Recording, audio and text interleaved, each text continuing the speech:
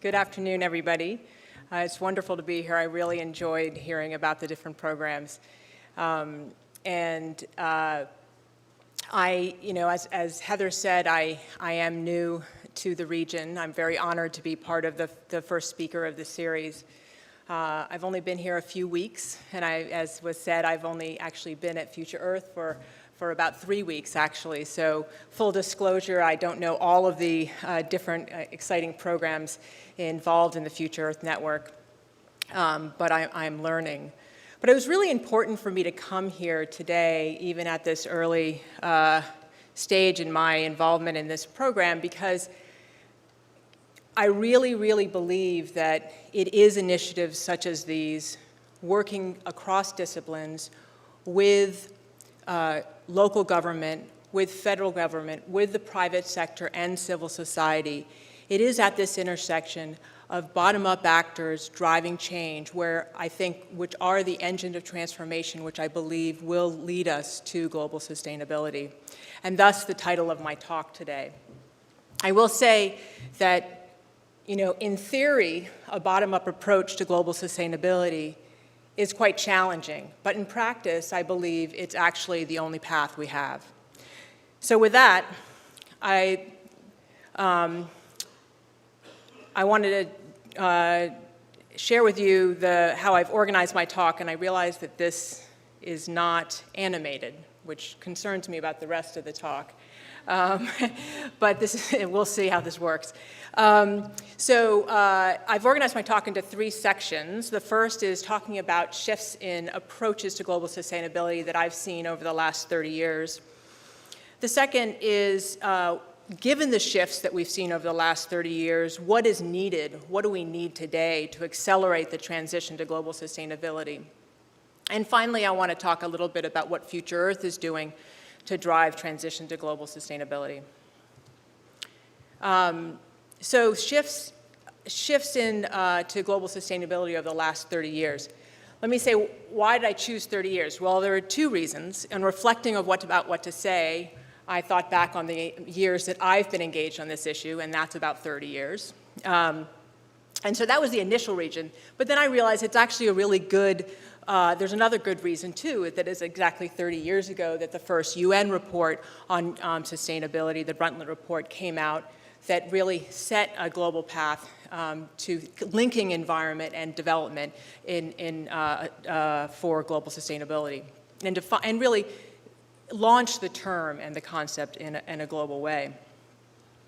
So there are lots of things. I'm not going to go through the whole history of global sustainability, but there are lots of issues that we could highlight. I want to highlight 3 that are really significant to the way I have engaged on this issue over in recent years, and I think is really important moving forward. One is this shift from a top-down approach to governance and engagement and path building to a bottom-up approach. And increasingly, in the times of the Brundtland Report, this was a very nation-to-nation speaking, developing a path, understanding the challenges. But increasingly, of course, there is this bottom-up action. And even when we look at global policies like the Paris Agreement really is a structure for bottom-up action.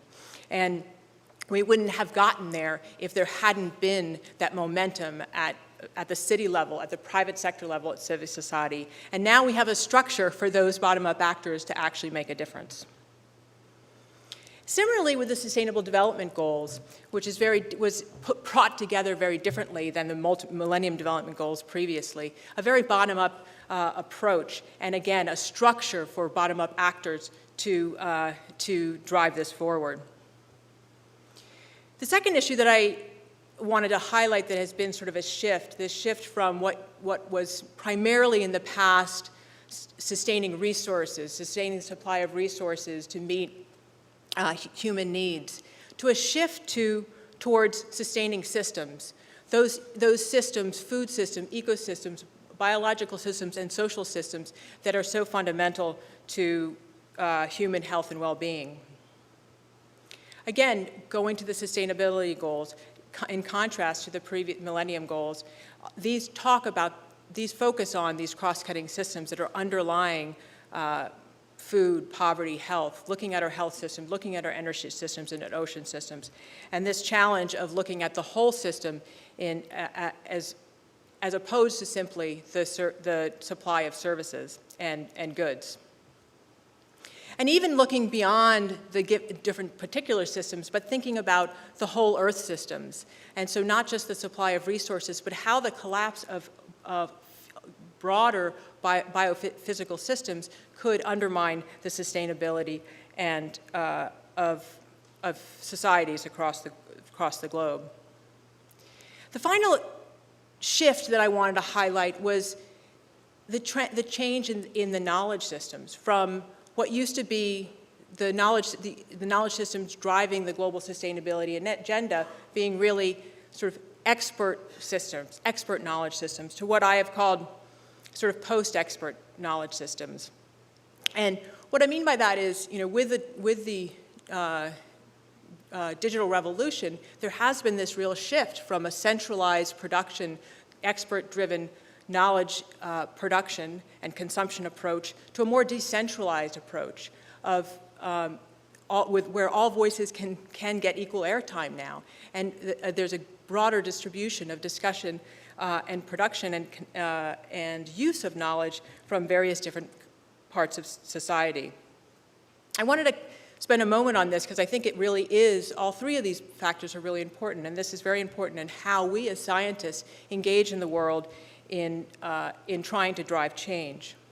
A few years ago, I wrote a paper called Science Communication in the Post-Digital Age, which sort of laid out some of these issues and the challenges that we see in thinking about engaging in science in the digital age. And I wanted to go through a couple of those here. The basis of this is really thinking about what does it mean to engage in science as we've seen this revolution in information and communication. The revolution has moved from, or evolution, from a conversation and a dialogue that's one-to-one, from the telegraph and the phone, that moved eventually of one-to-many, a broadcast mode with TV and radio and newspapers, and then eventually moved to one-to-many and many-to-one with emails and blogs. And more recently, we've emerged into a one among many with social media, and now even many among many, where you can discover conversations and join them. This issue, this continuum is really important, and I think in time, there seems to be a real line in between when it goes one to many, many to one among many, which I think is the line of this expert world and this post-expert world, and is something that's really significant as we think about as scientists, as experts in the community, as we engage in the co-production of knowledge and science. And what does this mean then, this emergence into the post-expert world for the traditional way that we bridge gaps in science? The model that's often been used is as a bridge between science on one side and public policy and managers and the general public on the other. Traditionally, we have thought about bridging these gaps through what is known as boundary organizations, civil society, intergovernmental groups, even national and federal programs that are looking to bridge these translate information products, synthesize products, be able to have people in both sectors so that we can talk to each other. But this sort of model is sort of breaking down these days. We need to move from bridges to networks, if you will, where there is a many among many. There's working together across disciplines, across sectors to solve broader problems. The challenge is that in many cases, there are exceptions that I heard about here today, but I do think, broadly speaking, the scientific community tends to be more on the outside of these networks than we need to be able to drive the change we want to see. We need to move to be integrated into these networks, to be to working together side by side to identify the problems and begin to build solutions together. So this is not to say that scientists aren't engaged in social web. For sure, they certainly are. We certainly are.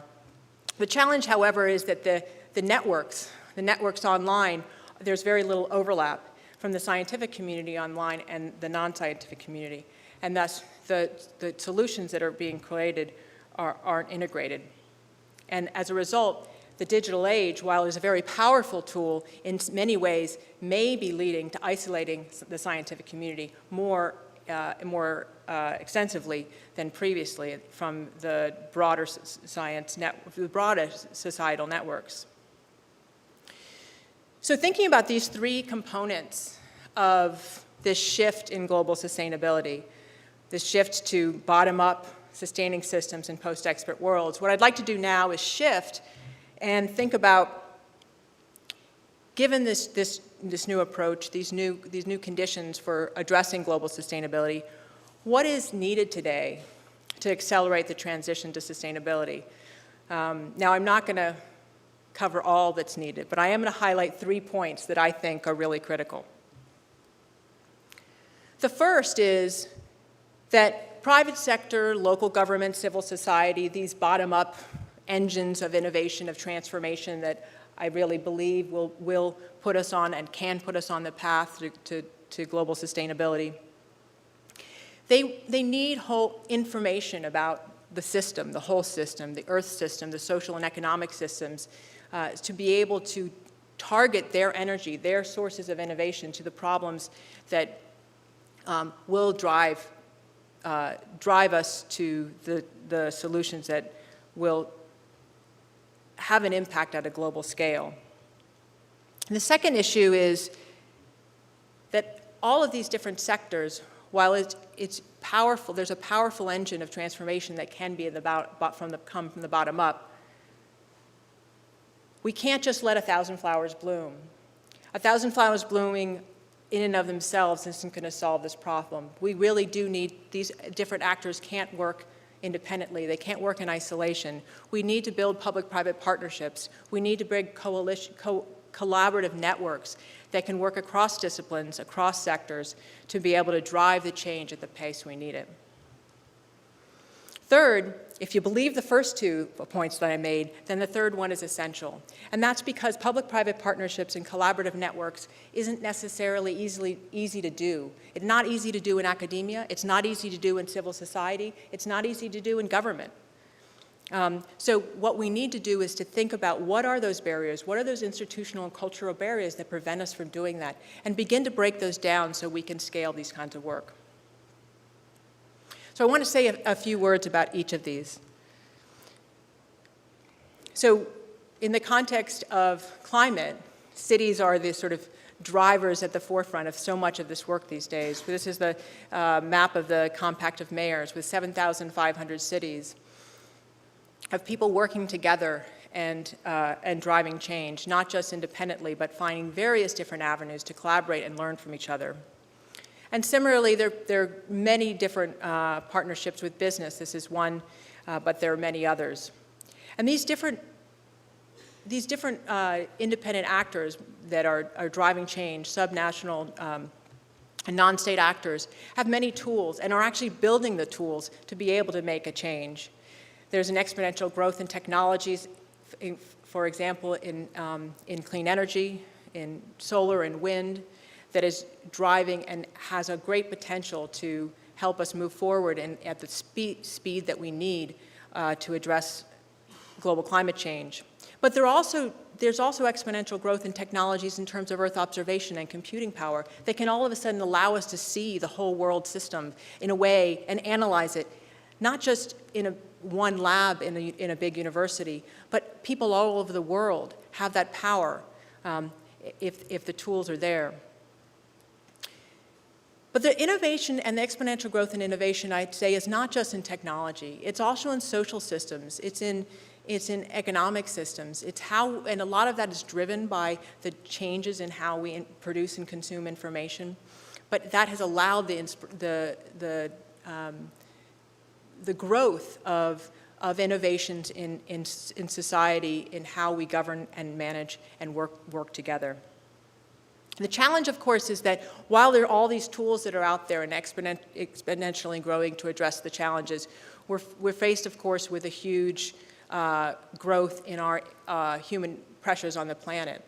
And the question is, how can we drive these innovations at a pace and sufficiently enough to meet the challenges faced by the great acceleration of human pressures on the planet?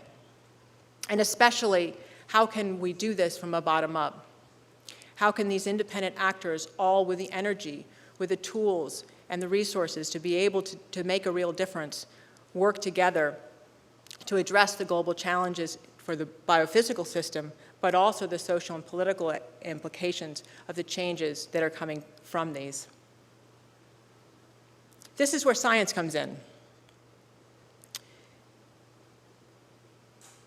Science can help these different actors see the whole system.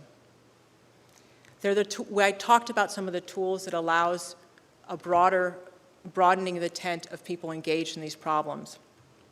But not all of even with those tools alone aren't enough to be able to see the interconnections and understand the changes that are underway from the long-term perspective. There was a discussion today about the urban system, and a report coming out a couple years ago pointed out that more than 60% of the area projected to be urban in 2030 has not been built yet. So this is an example. There's cities all over the world working to sustainability, in their own cities, working together. But science and the scientific community working with those cities, working together with the communities who are interested in cities, can help direct and work with them for projections, not just for their own cities, not just for the other cities that are there, but recognizing to help shape the trajectory of growth in the cities that have yet to be built. Another area where I think looking at the whole system is disasters. We've gotten pretty good at understanding and predicting we could be better, but we've gotten pretty good at understanding and predicting when and where hurricanes or floods or heat waves or other disasters will strike.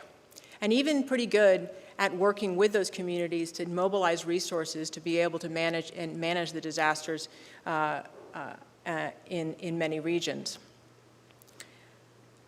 We have lots of progress to make on that place-based approach. But we have a new challenge ahead of us as well, and that is the globalization of disasters. That is that with disaster today that's felt in one place of the world doesn't just stay there. Because of global supply chains, because of information systems, these can have ramifications around the globe. So for example, there's a lot of research that's gone into arguing whether weather shocks in Canada and China and Russia had any influence on the sparking the Arab Spring. We won't ever know the answer of how much or whether that was a critical initiator of these efforts. But I think what we do know is that the increasing connectivity and interdependence of our socioeconomic systems, coupled with the more intensity of biophysical systems and extreme weather, will lead to an increasing globalization of the types of crisis that we're seeing around the world today. So the next thing where science comes in terms of what we need to do in this sort of new structure of thinking about global sustainability is help the bottom-up in entities who are driving change to focus on the most critical problems. Now, most critical is in many ways a value judgment, and so there are processes in the Global Sustainable Development Goals. The bottom-up structure did in some ways incorporate some of those value judgments in identifying what are the priority 17 goals. But once we go beyond that, the value judgment, thinking about what are the pathways, developing what are the pathways within these broad challenges. Once we identify what are the challenges we want to focus on, what are the critical pieces of that big messy hairball that we need to attack to be able to actually pull that apart. And so in the context of, for example, the issue of urbanization, one key question of how to manage this this new 60% area that's has not been built yet is food. How are we going to feed the people who are living in these urban centers? And this was, the issue was touched on earlier today. And so science has a lot to say on these areas. Recent studies did look at this question that said, you know, how can we feed 9 billion people in 2050 without further deforestation? And a number of studies have looked at this and come up with scenarios of different approaches to addressing this. And these can be important signals to help direct the actors from a diversity of sectors to begin to focus their information or focus their efforts on solving these problems. Challenge, of course, as I said earlier, in the context of our diverse networks, that if this problem is just talked about and shared in the scientific network, then the seeds of innovation that live outside of that scientific network aren't able to identify it, to be able to tackle those problems. And that's what we want to do in terms of building these bridging networks. And that's what brings us to the need for co-design. As we go from a big issue of saying, okay, this is the challenge we need to work on, urban systems, food systems, moving it down, that next level of finding global pathways to global solutions really needs to be done in partnership with scientists, with society, with innovators. So this gets me to the second point of what is needed: public-private partnerships and collaborative networks. Networks that cross disciplines and cross sectors are essential if we are going to be able to work together to meet the challenges at the pace that we need them. I wanted to say a few words about public-private partnerships, which is something I've sort of always been involved in some ways in collaborations throughout my career. But I spent the last about 2 years of the Obama administration working at the White House. And public-private partnerships collaboration was so core to everything President Obama did. This is a quote from him before he became president, actually, saying, "The fact is, the challenges we face today, from saving our planet to ending poverty, are simply too big for government to solve alone. We need all hands on deck." And that was very true. That was the culture and the spirit of the White House that he led. Here are a few examples of the public-private partnerships that I were engaged in. I would have several slides if I put every one that was led from this White House. But what I learned from these, what I learned from the spirit of that team, of the team that he pulled together and led, was that it's not just working together, but a recognition that for the government, things have to live beyond the government for it to have an impact, and that real recognition that even at the White House, there was a focus on we need to co-design the solution together, whether it's with a city, whether it's with a company, or whether it's with a state. There was a real focus on co-design policies that would have an impact moving forward. And that was a really refreshing and empowering thing to experience, to be part of. Which brings me to this next point of institutional and cultural transformations. As I said, I think that if we want to expand the public-private partnerships and build those collaborative networks to really make the difference that we need, to be able to have a bottom-up approach to global sustainability, we need to look at the institutional and cultural barriers. I want to go back to this image of this expert and post-expert world, because I think it's really relevant for us in the scientific community. And talk a little bit about, well, what are the constraints? Why is it so difficult for traditional scientific communities to engage in this post-expert world? I'd like to share a couple of thoughts from my end, from where I sit. One is that academic community has sort of been developed as a closed model. You have to have a PhD to participate. Credibility in that community is defined by the degrees and publications you have, whereas outside of academia, it's the people you associate yourself with.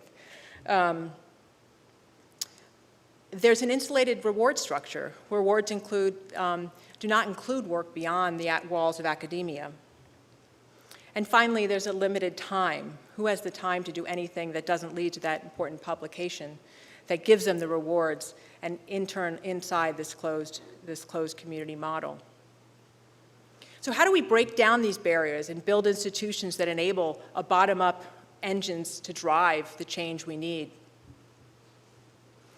I want to come back to my time at the White House again, because the other thing that I was really taken by the Obama administration's approach to sustainability and to engagement and to policy more broadly is underlying all of the different programs was this place-based approach to policies. And when I got in there, I just was giddy about that, because when I was in grad school, we always talked about place-based approach to vulnerability assessments. And I thought, the President of the United States is leading us to ask us to do place-based approach to policies? I just thought that was phenomenal. And what did that mean? What that meant is, instead of deciding what is the policy at the national level and deciding that's what it's going to be for every state and city, there was a decision to say, we need to go very deep in a few regions. And this is a map. I had to get it from the archive, so it says require a key. But of all the different place-based initiatives across the US, where in different types, whether it was education, whether it was in climate, whether it was in broadly sustainable communities, the effort was to go very deeply into certain communities and decide, what is it that the federal government can do to help those local communities do their best? And then, after going into a number of different communities, then taking from that and saying, okay, what is it that we can do to be more effective across the whole US? And that process of saying, being very specific, working hand in hand and saying, what can we do? How can we collaborate across these different things? And then expanding and saying, what are the institutional barriers and what are the policies that inhibit this kind of work, that inhibit these local actors to be as effective as they can, was a real powerful model. And to be honest, when I thought about it, it was a very similar model that we had at Google. At Google, the focus was, okay, we have this, we want to, Google only does big things, right? And how does it do big things? Well, at first it says, let's get very concrete. Let's find a problem, work with users. Users in our world are, stakeholders. Work with users to define the problem, refine the problem, and then identify what are the solutions, what are the constraints to scaling this, take them away, and scale. And doing that over and over again in an iterative way is really the approach of Google in addressing and building products that have such a broad impact in the world. And I really want to stress this, because I think that one of the things that I find in thinking about challenges of sustainability and the role of scientific community is that I think for collaborations, we need to find something very concrete, a problem for people to solve, not what questions do stakeholders need to answer, not what questions can we answer for you. What is that problem that we can sit down and solve together? And the research question might not even be clear immediately, but we're solving a problem. So now let me turn to Future Earth. What is the third part of my talk, what is the Future Earth doing to drive transition to sustainability? And I think you'll see some of these themes that I've talked about, the challenges before, and how we're investing in this space.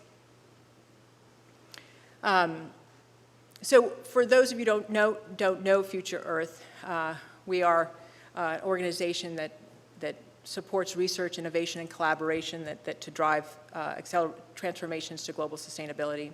We're a global network managed through 5 global hubs, but also with regional centers and national offices around the world. Our mission is to accelerate transformations to global sustainability through research and innovation.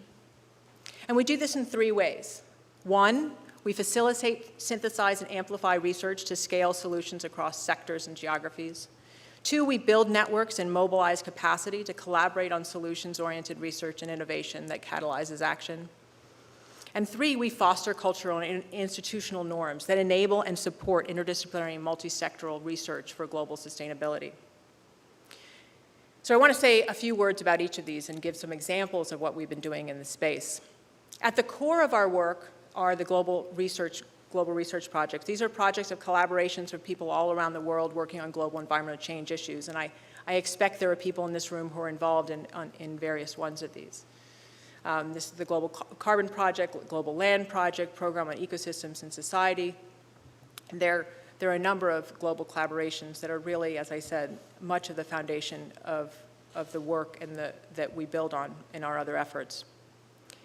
So what are the ways that we do facilitate and synthesize and amplify research? Well, one of the ways is by directing funding. Over the last few years, we've directed about $80 million to research through the Belmont Forum, which is a national collaborations of funders on global environmental change, and as well as with private foundations working together to support work that can be very synergistic with what national science foundations can fund, but different. We also look to amplify research, and I want to highlight it here. I'm using amplify, not communicate. Part of that is in the context of this sort of networked world where we need to engage in conversations, we need to join conversations and start conversations. This is an example of research that came out of the Global Carbon Project, one of the global research projects, which looks at the carbon budget in the context of policies coming out of the global climate agreements. And this was a really helpful framework to put things in context, and something that we, as part of our initiatives, help to amplify in policy discussions. But then the next role is to take this down to the various different levels, to provide those tools for specific groups to get engaged and to start taking that information and co-designing solutions that sort of respond to these signals. So going from that carbon budget, then Johan Rockström and Owen Gaffney and others pulled together an analysis that proposed the sort of carbon law modeled after Moore's law in the IT sector, and took the process and said, well, what would we need to get to the solutions that we're driving? And through analysis found that if we half emissions every decade, we could be on track to meet the 2-degree target that has been put forth in the global climate policies. But this, again, isn't enough. This is having us narrow down, still very much rooted in the scientific community. But the next step is to find those partners, to say, okay, here's a project. Here's that concrete project. Let's partner with you. The issue isn't let's co-design research. The issue is let's solve this problem. Research is involved in solving this problem, but the issue is let's solve this problem. And now we're partnering with Intel to develop think tanks, to develop fellowships, develop programs where we can really develop place-based specific solutions to having the emissions every decade. So the second issue that I want to focus on is building networks to mobilize capacity to collaborate on solutions-oriented research and innovation. And we've been doing this with a focus across 11 sort of theme areas, from decarbonization to emerging risks to health, urban. And what do we do in these areas? Well, we do a number of things to sort of to build and strengthen the networks of people and researchers and organizations working across these themes. One is that we host conferences and workshops, or co-host conferences and workshops in many cases as well. One will be in Canada just in 2018, together with the IPCC, as well as many other folks in intergovernment and civil society. We also seed projects and collaborative research to develop bottom-up pathway solutions. So for example, the Knowledge Action Network that we're really one of the themes that we're focused on is sustainable consumption and production. So coming back to this idea that I highlighted before of where science can fit in, we talked about, on the one hand, it can provide direction to the global challenge, help you see the whole system. Then it can help narrow that down to a problem that becomes doable becomes thinkable about for an innovator or a civil society or private sector, but still not quite there yet. And that next step of saying, okay, well, if one community or one company or one sector wants to tackle this problem, How do we do that together? That's the problem that you focus on. And that's where these networks of actors from across civil society and academia and private sector can begin to co-design solutions, pathways to these global solutions. We also support fellowships. This is a Global Sustainability Scholars Program that was just got off the ground of supporting people in sustainability science from across the world. We also work with and help lead public-private partnerships. This is one on climate resilience and preparedness with private sector as well as government working globally to lead a data-driven climate resilience agenda. We also facilitate dialogues. This is a magazine that's it's a very recent magazine, but it's an award-winning magazine that we started and have had several issues come out. And right now it's an online and offline magazine, but the goal is very much to begin to generate dialogues that can expand the conversation across sectors and across disciplines. We also experiment, and I think that's really important. Here's an example of the Future Earth Media Lab, which is experimenting, engaging ways to engaging people in science, where you cannot just read science, you're not just participate in science, but you sort of see science. And I think that's a real exciting way as well.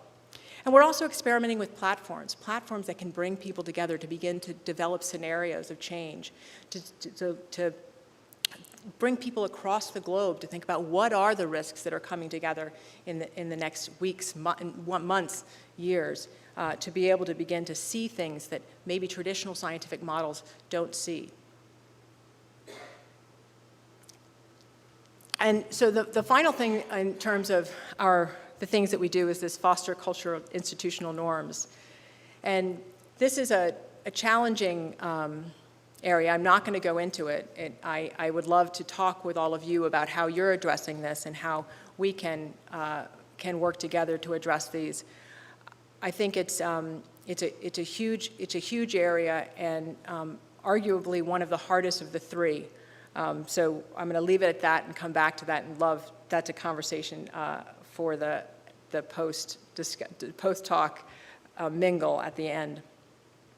And so in summary, I highlighted that over the last 30 years that I've been working on global sustainability, I've seen these three major shifts from top down to bottom up, from a primary focus on sustaining resources to a much heavier focus on sustaining systems. And finally, from a global sustainability agenda that was driven primarily by an expert knowledge system to now what I believe is driven primarily, or needs to be driven primarily, by a post-expert driven world. And what is needed then for us to move forward given these realities? We need to empower the local private and civil society, local government, private sector and civil society, these bottom-up innovators, to be able to have access to information about the Earth and socioeconomic systems, the whole systems, which not any one actor can't always see. We need to do that and also develop public-private partnerships and collaborative networks that are cross-discipline and cross-sectors and are essential to drive the pace of change that we need. And finally, again, looking towards building the institutional and cultural norms that can encourage these types of participation and reward multidisciplinary and cross-sectoral collaborations. And then I highlighted, of course, some of the ways that Future Earth is engaged in these issues. So thank you.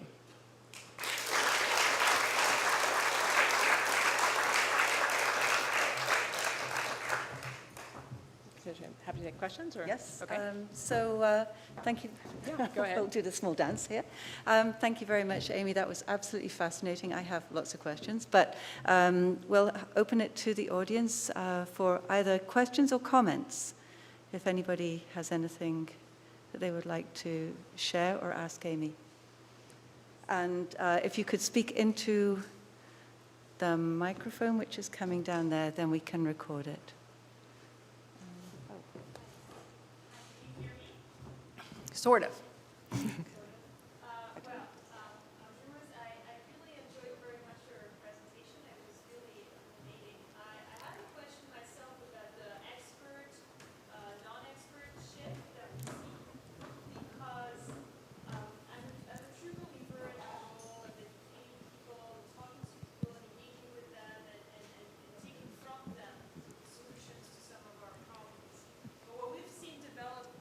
well in the last few years is also an anti-expert movement and an attitude of rejection and disbelief, which I think we should take our share of responsibility as experts, because we did fail in the past to provide solutions and to listen and to, but right now I think this is also a problem. And a part of when you describe this thing that we like to be amongst ourselves and it's reassuring, it seems that the non-expert like to do that as well and reassure themselves by not talking to experts as well, or not listening to experts. So I don't know, do you have any thoughts about that, or? Yeah. Thank you for your question. You know, I've given a longer talk on this issue of the post-expert world, as you can imagine. When Oxford English Dictionary came out with post-truth, it was something that sort of revived in my mind. So I think that and what I talk about in that broader talk is the sort of opportunities and challenges of this reality, because I completely agree with you that it's, I think it is a reality that we're in a post-expert world and so it becomes difficult for the scientific community and other experts to be able to be seen as having that expertise. And I would say that expertise could be a fisherman, right? I do think there's a diversity of expertise, but when, you know, a climate scientist talking about fisheries or a fisherman is talking about climate science, that's when the challenge is without the broad tent. And so one of the reasons I think that the sort of anti-expert is sort of a different issue. It's facilitated by this new world, but it's not the same issue as it, right? And so, you know, I do think that a recognition of this new state and creating these bridging networks of recognizing that we do need to, there is a component of the work that we do if we really want to drive change that does have to be integrated. It's not all of it, but I do think that, you know, a recognition that if we don't integrate across into the world of other experts who may be non-traditional experts as we see, then we won't be able to build the solutions that really are critical for global sustainability. Other thoughts, questions? I was perplexed with that slide about CO2 emissions and the 2-degree limit that we have to maintain to avoid what the Paris climate meeting set as a goal. It looks almost unattainable, this kind of goal. Is it, of course, comes from nature, so I have to accept it. But every 10 years, 50% reduction in CO2 emissions, if I understand it well? It is, it is, without a doubt, 2 degrees is a very, very challenging target to meet. And, you know, essentially, we need not just reduction of CO2 and heading towards zero, but also negative emissions. So yes, if the magnitude of the challenge ahead of us to avoid 2 degrees is enormous.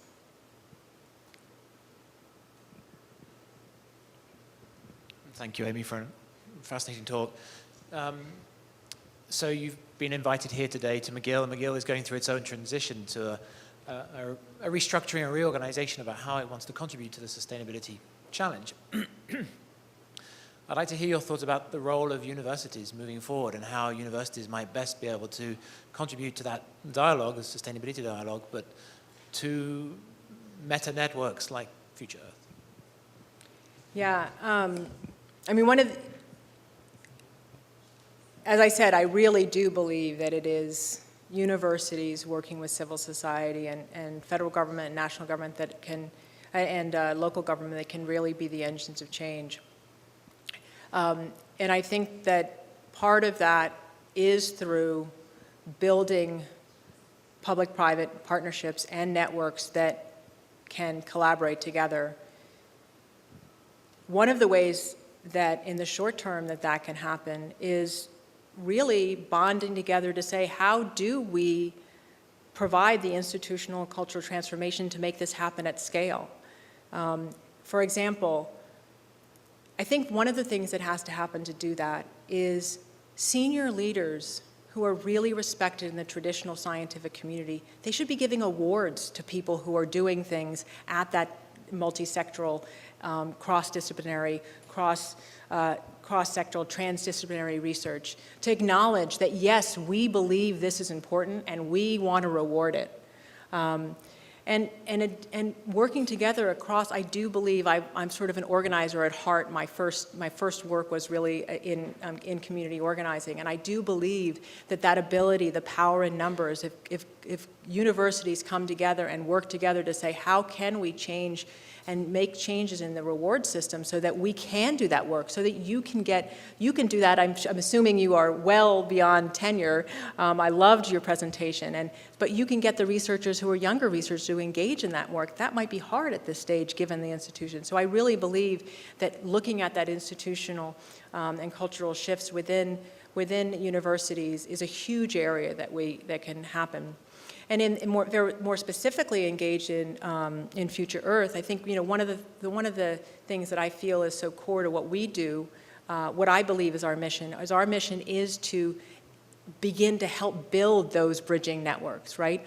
How can we make those links so that McGill can connect with the university in Tokyo, can connect with the university in Durban, and be able to not just, maybe it's not in that broad a span that the institutional and cultural norms are as effective, but in terms of driving the local action to global action and really coordinating, I think, is important. And I think the work in cities is such, I was really excited about your presentation because I think, thinking about living labs all over the world, what a great way to really have those networks. And it's so concrete, as I said, sometimes I engage with conversations where there's discussions of, well, we're scientists and we want to know what the stakeholders want, what information they want. And I often say, no, let's have a problem that we want to solve together. And this is why I think the Living Labs is a fabulous example of how to do that. Other thoughts, comments? Back in the back? Thank you so much for a really inspiring and impressively positive presentation about an issue that sometimes can seem quite overwhelming. And I was looking forward to the third point, and that's the one you left out. And I appreciate that we'll talk about it. But as far as Future Earth is concerned, or even your time at Google or the White House, I'd love to hear an example about how this institutional and cultural transformation took place in an actual setting. So I don't want to put you off too much, but I'd love to hear how it worked in one example so we could better appreciate how we can encourage and reward by not necessarily doing huge things, but that there is a change of thinking and leadership required. So if I could press you for an example. Well, I gave some examples of this sort of place-based policy at the White House. It is not as easily transferable. I can appreciate that. I guess one of the things that I would suggest as a way of an example of this is the focus on process versus product it allows us to reach outside of our traditional approaches to doing things. So let me give you an example of this. A number of years ago, I was the co-lead of the first California state climate assessment. And this was in the process of, it was actually very strategically developed at a time when we were also working to pass the first economy-wide climate bill in California, actually the first economy-wide climate bill in the US. And you know, one of the targets, and it was very non-traditional, and I will say people pushed back. It was me, and I was at the Union of Concerned Scientists, which is a civil society, and it's an advocacy organization. It's not just civil society, it is an advocacy organization. And it's, and 2 people from academia and 1 person from government. And, you know, I spent many long nights working on this, and was, you know, pushing us to pull in private sector, to pull in farmers from the Valley in California, to have meeting after meeting after meeting after meeting. And, you know, I think because the relationships I had with the people I was co-leading this with, they were willing to go along, and I think there was a growing momentum of recognizing this was building change in this region. I remember at the end, someone who is a very dear friend and respected leader in the science community, I'm not sure I should say his name, but he said, I don't think Amy's name should be on this report, because even though I had spent, you know, countless nights working on this, and, you know, I wasn't going to demand that my name be on the report, partly because I didn't want to do that, but also I almost kind of agreed with him. I was like, maybe not, maybe this isn't good. But the reason I say that is because that's part of that cultural barrier, that's part of that institutional. And the other co-author said, no, of course she has to be on it, right? And she you know, she pulled this together.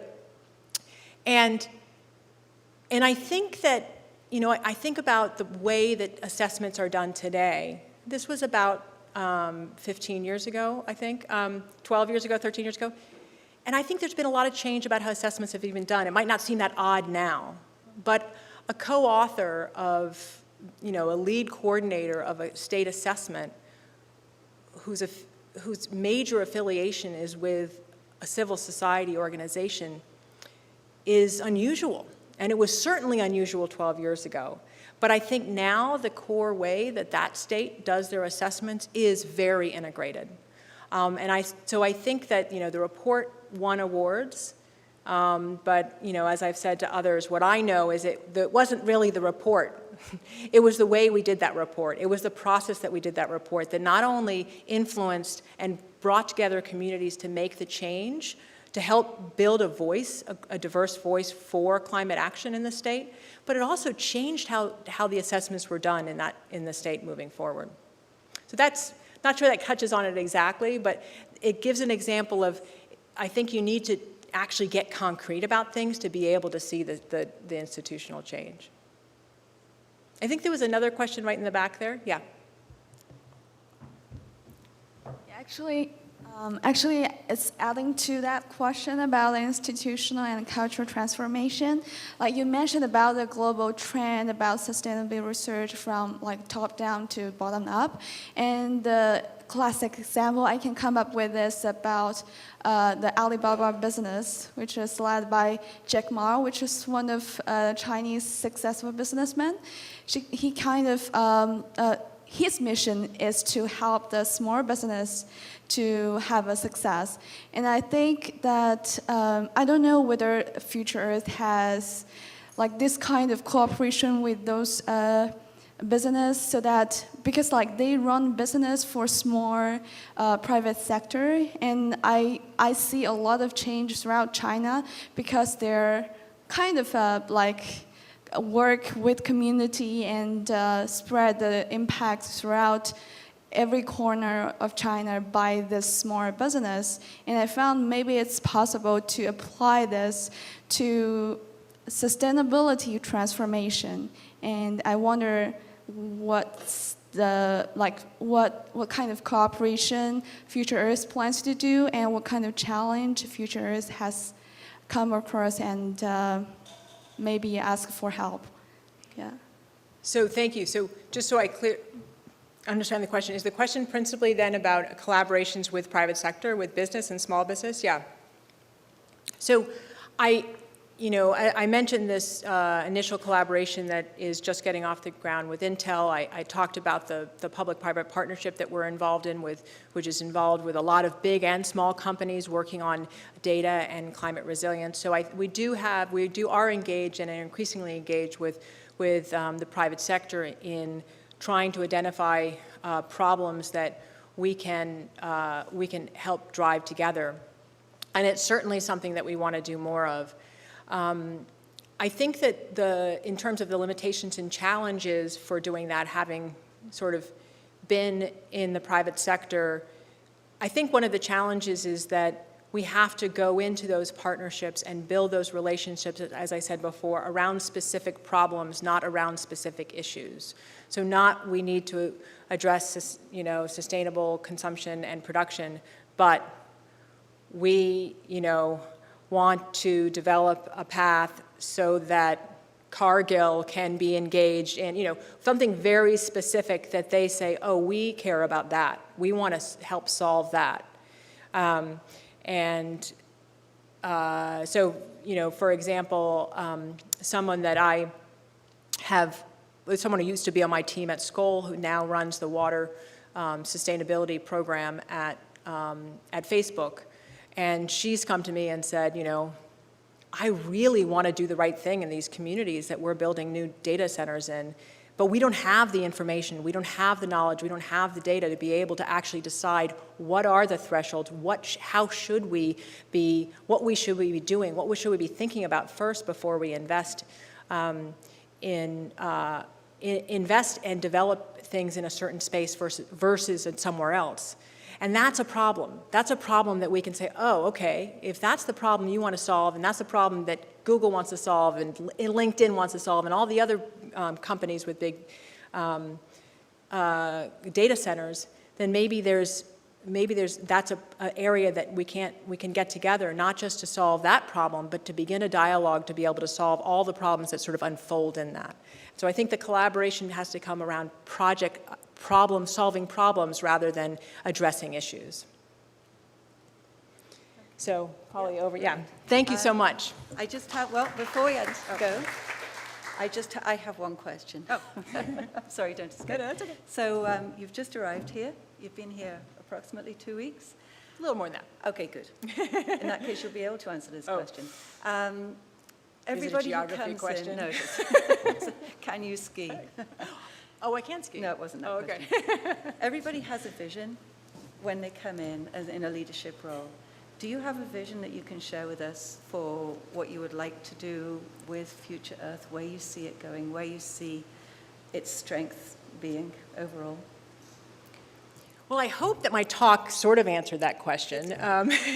But I think I would say in this context is one of the reasons, as I said at the beginning, I really wanted to come to this event is because I really believe it is initiatives like these and that working with others around the world that are going to be the drivers of change. And I believe it is my role and our mission at Future Earth to be able to support those efforts and link those efforts and amplify those efforts so that we can have a bottom-up approach to global sustainability. So, thank you.